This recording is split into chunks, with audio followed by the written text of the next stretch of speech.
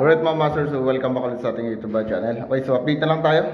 Today, this is second floor natin mga master. So kanina is pininturahan na ni Forma ng final coating yung ating rito taas sa may kwarto natin. So bali light blue yan. So ito okay na rito. Yan, so paikutin na lang natin yung camera. Yan. So tapos na ito mga master. Yan. So paikot na po yan. Yan dito sa kabila. Yan. So mga pinto na lang yung ating titrahin din sa taas. Ayan, so marami pang tingin dito sa taas pa. Then ginawa ko rito, so yung CR naman sa second floor yung aking binira. So yung sa may bathtub natin. Bali kanina sinander ko yung ating mga rivets and then minasilihan ko na. So ito mga master. Then niliha ko na rin kasabay. So by tomorrow papatungan ko na siya ng final coating para sa ating flat at saka sa ating semi-gloss. Then yung bitana rin natin, so bali minasilihan ko na rin. So okay na rin mga master. So baba tayo. So bali dito guys sa ating baba. So kanina iniliha itong ating ceiling. Ayan, so ito rin.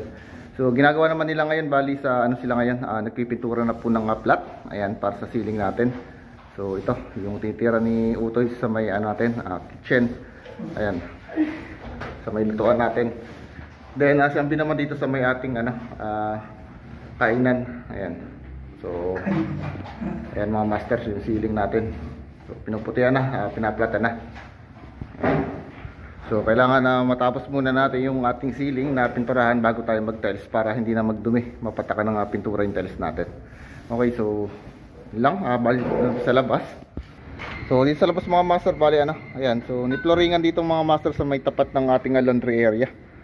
So ayan, hanggang dun lang. So kasama catch PC natin. Dito sa may tubig natin sa may check valve. So lalagyan din niya ng takip para sa maintenance natin. So hindi naka-flooring yung ilalim niyan para yung tubig ay sumipsip sa lupa. Ayan. So ito, master. Then dito naman tayo sa kabilang side, sa likuran natin. So yun, bali nag-boost si Foreman dito ng para sa stepping stone natin. So stepping stone na ito mga master. So diretso lang ang stepping stone natin, tsaka ito diretso na. So ito na lang yung flooringan natin sa may garahe. So kasi meron doon sasakyan, so kailangan flooringan natin yan. Then lalagyan na lang, babakalan na lang natin. Okay, so kailangan may bakal para matibay yung ating flooring dito. Right, so yun lang muna, bali in-update ko kasi. So salamat po.